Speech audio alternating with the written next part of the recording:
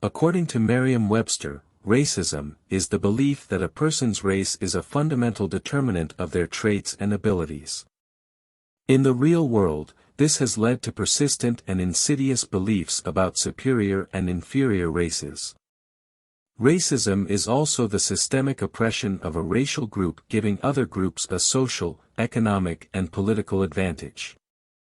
Both definitions matter in this video, which addresses 10 root causes of racism, specifically against black people on a systemic and individual level. Number 1. Greed and self-interest. Many experts believe racist beliefs were developed to justify self-interest and greed. For almost 400 years, European investors enslaved people through the transatlantic slave trade to support the massive tobacco, sugar, and cotton industries in the Americas. Slavery was cheaper than indentured servitude, so slavery was a business decision, not a reflection of hatred or bigotry. Chesapeake, which grew tobacco, provides a good example. For a while, landowners used indentured servants, most of whom were young men who signed a 4 to 7 year contract. Servants were exploited during their contract, but after their time was over, they were free. The first Africans, some of whom worked as indentured servants, likely arrived in 1619. However, by the 1660s, the number of indentured servants from Europe dwindled, so tobacco plantation owners began to rely on slavery to raise profits. What could justify the ownership of other humans? Defenders of slavery had a list of racist reasons, saying that slavery was part of God's plan. It civilized black people, and that some races were so inferior they were meant to be slaves. As Preston Tisdale wrote in an opinion piece for CT Post, the demonization and dehumanization of African Americans needed to be powerful enough to obfuscate the horrors of slavery. Racism has certainly proved powerful. Number 2. Scientific racism. While many say ignorance sparks racism, some of history's most intelligent minds were behind racist ideas. Around the end of the 18th century, science replaced religion and superstition as the intellectual authority. In the way scientists started categorizing animals and plants, they also started categorizing humans. In 1776, German scientist Johann Friedrich Blumenbach classified humans into 5 groups, putting Caucasian, or the white race, at the top. In the mid-1800s, Samuel George Morton posited that brain size was linked to intelligence. He concluded that white people had larger skulls and were therefore intellectually superior. While scientific texts were not widely available in this era, Morton's ideas managed to spread in accessible publications, like cheap periodicals. Scientific racism only grew stronger as the years went by. The Nazis relied heavily on classifications, eugenics, and other racist junk science when justifying their genocide. While no longer held in high regard, scientific racism continues to this day thanks to groups like the Pioneer Fund, which supports publications writing about race-based differences in intelligence. Number 3.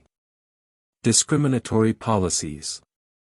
Policies that discriminate by race reinforce racist beliefs.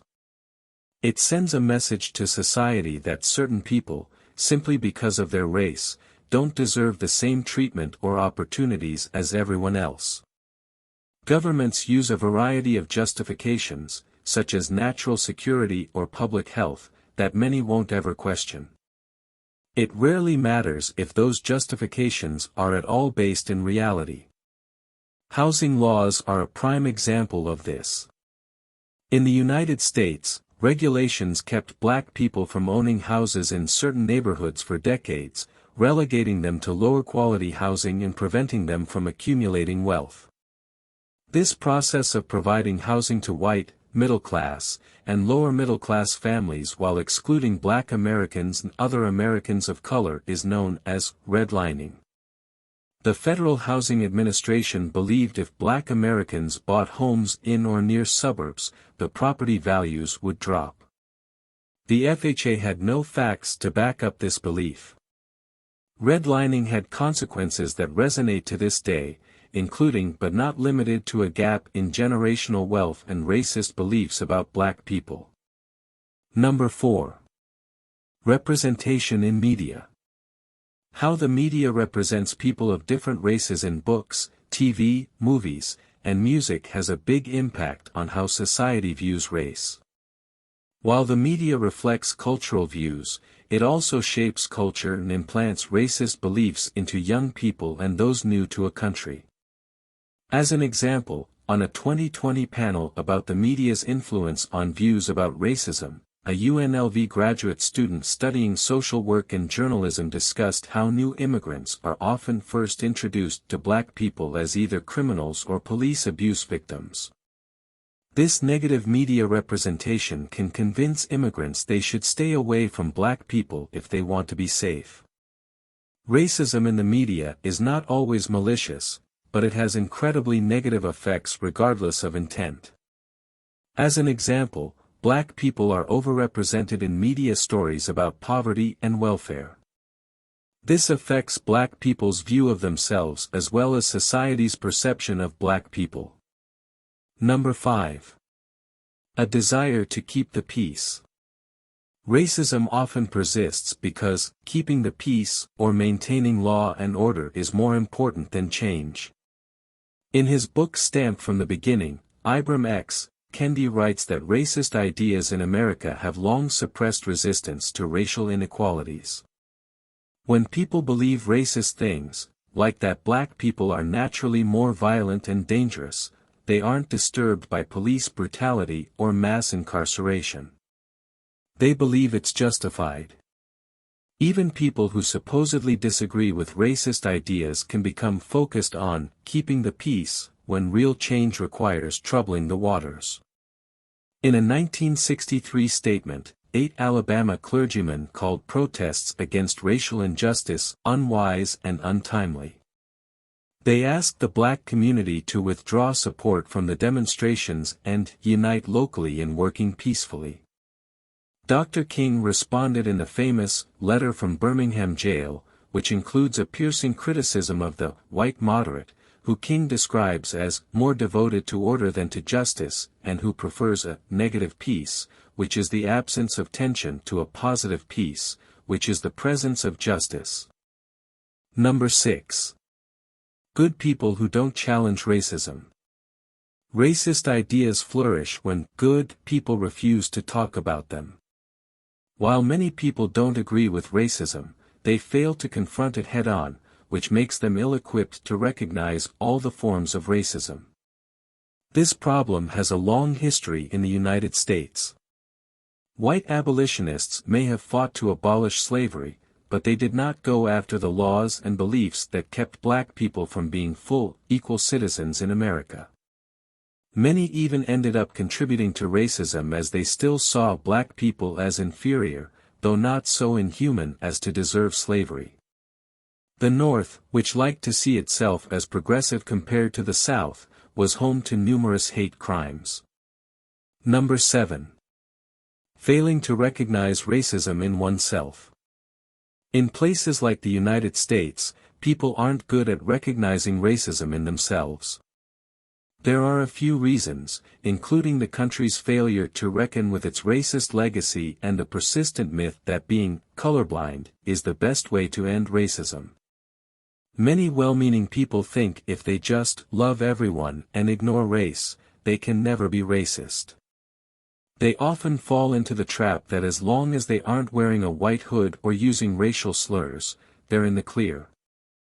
However, believing in platitudes like, "I don't see race," or "all lives matter," ignores history and pretends that the U.S. has overcome all its problems regarding race.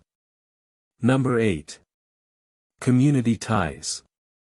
For individuals, finding community with people who share the same beliefs about race can strengthen racist thinking. As an example, if someone grows up surrounded by racist family members or friends, they'll likely share those beliefs. They'll repeat racist jokes, believe the same stereotypes, and seek out others who agree with them. Even if they begin to doubt their old views or experience the negative effects of their racism, community ties and fear of isolation can keep people from changing their minds. Stepping outside an echo chamber can help. In a study that examined data from 46 countries, researchers found that those who live in more diverse places have a stronger sense of commonality. They see themselves as more similar to each other than different, than those who live in less diverse places. There are also organizations like Life After Hate that help former extremists live happier, healthier lives. Cause number 9, quick, unconscious judgments.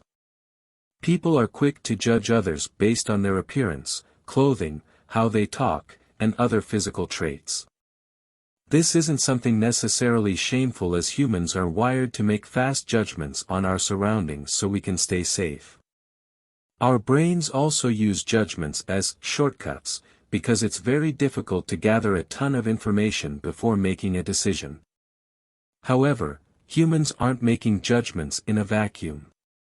Things like unconscious bias, our upbringings, the kind of media we consume, and more all factor into what we think of others. Thanks to the persistence of racist beliefs in most societies, it's easy to categorize entire groups of people as lazy, violent, loud, and so on. Sometimes, the generalizations aren't necessarily negative, like how Asian people in the US are frequently stereotyped as smart. However, any generalizations based on race are harmful. When not challenged, these lightning-fast judgments have a significant impact on how people are treated and the kinds of opportunities they get. Number 10. Scapegoating. Society always looks for a scapegoat when things aren't going well, and when people experience personal struggles, they may blame others rather than themselves. Historically, racial, and often religious, minorities get blamed. As an example, when someone gets passed up for a job opportunity, they may say something like, "It's because I'm white. The minorities always get the jobs." Scapegoating can lead to violence. The Great Replacement theory is a big example. This racist belief claims that non-European immigrants are replacing white people around the world.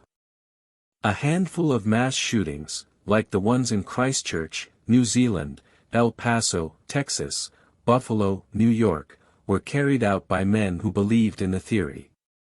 Thank you for watching. Please don't forget to subscribe for more educative contents.